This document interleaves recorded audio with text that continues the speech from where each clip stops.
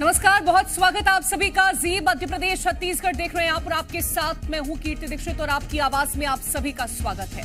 मध्य प्रदेश की छिंदवाड़ा सीट इन दिनों किसी कुरुक्षेत्र से कम नहीं है, जहां सियासी घमासान अपने चरम पर है और ये इसलिए क्योंकि यही वो इकलौती सीट है जहां कांग्रेस ने अपने पैर जमा रखे हैं। अब इसी मजबूत पकड़ को उखाड़ फेंकने के लिए बीजेपी ने पूरी ताकत झोंक दी है और इसका नतीजा भी देखने को मिल रहा है, जब छिंदवाड़ा से एक कांग्रेस नेता छिटक कर बीजेपी में पहुंच रहे हैं।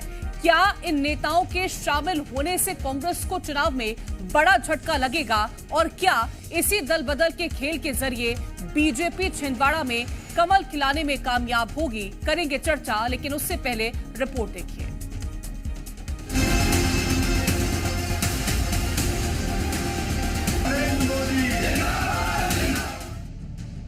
लोकसभा चुनाव से पहले एमपी कांग्रेस को एक के बाद एक बड़े झटके लग रहे हैं। लगातार पार्टी के नेता बीजेपी का दामन थामते नजर आ रहे हैं। उधर दूसरी ओर बीजेपी मेगा ज्वाइनिंग अभियान के जरिए नेताओं को अपने पाले में करती नजर आ रही है।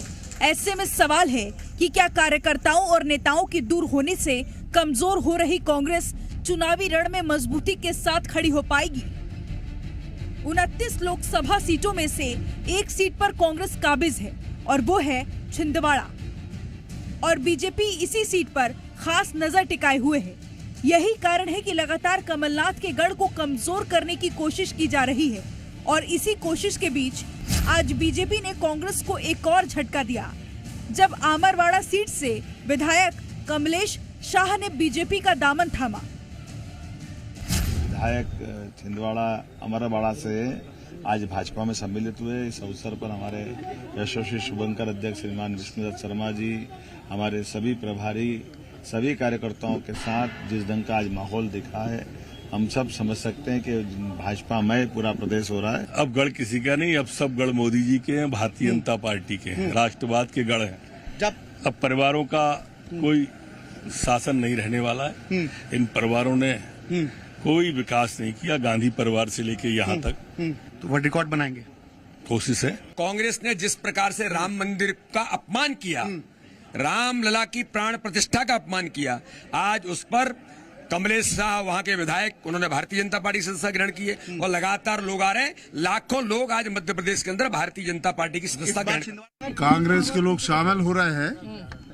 मुझे लगता है कि जैसे बेरी होती नहीं, पकी हुई बेरी, और हिलाते हैं तो बेर टपकते हैं, ऐसे टपक टपक के आ रहा है सर। एक तरफ जहां बीजेपी कांग्रेस नेताओं का पार्टी में स्वागत कर रही है, तो वहीं दूसरी ओर बीजेपी में आ रहे नेताओं का कहना है कि वो बीजेपी और पीएम मोदी से प्रभावित हैं।